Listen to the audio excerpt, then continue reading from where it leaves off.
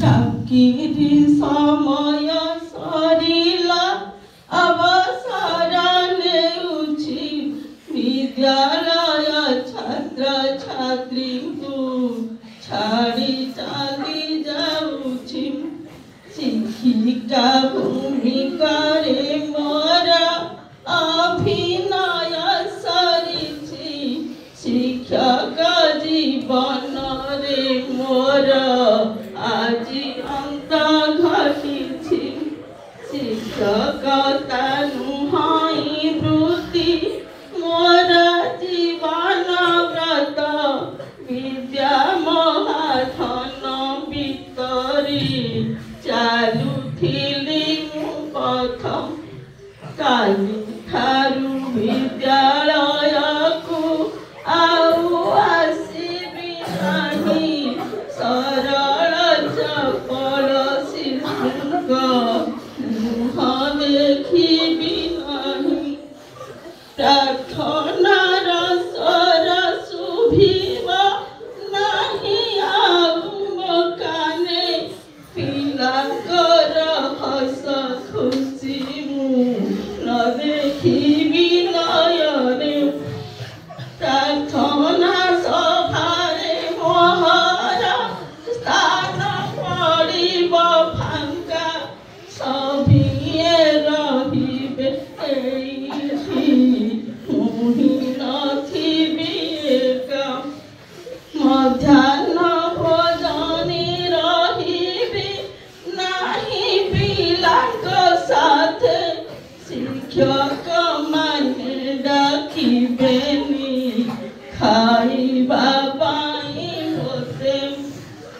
ରୋଷେଇ ଘରକୁ ଥରକୁ ଥର ମୁଁ ଯିବି ନାହିଁ। ଖାଦ୍ୟ ରାନ୍ଧିବାକୁ ବରାଦ ଆଉ କରିବି ନାହିଁ।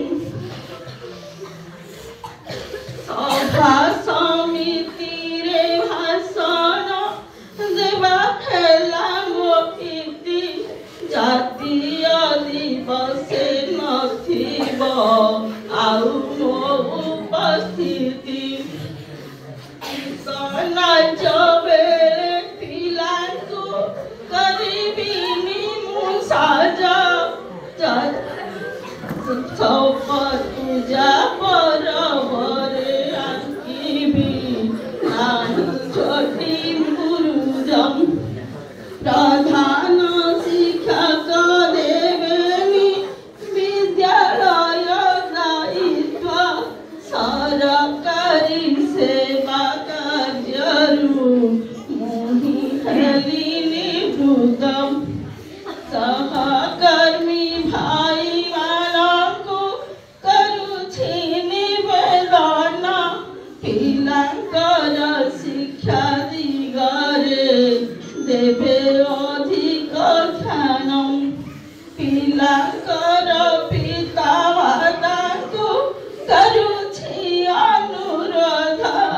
ପୁଅ ଝିଅ ମଧ୍ୟରେ ରଖିବେ ନାହିଁ ଶିକ୍ଷାରେ ଭେଦ।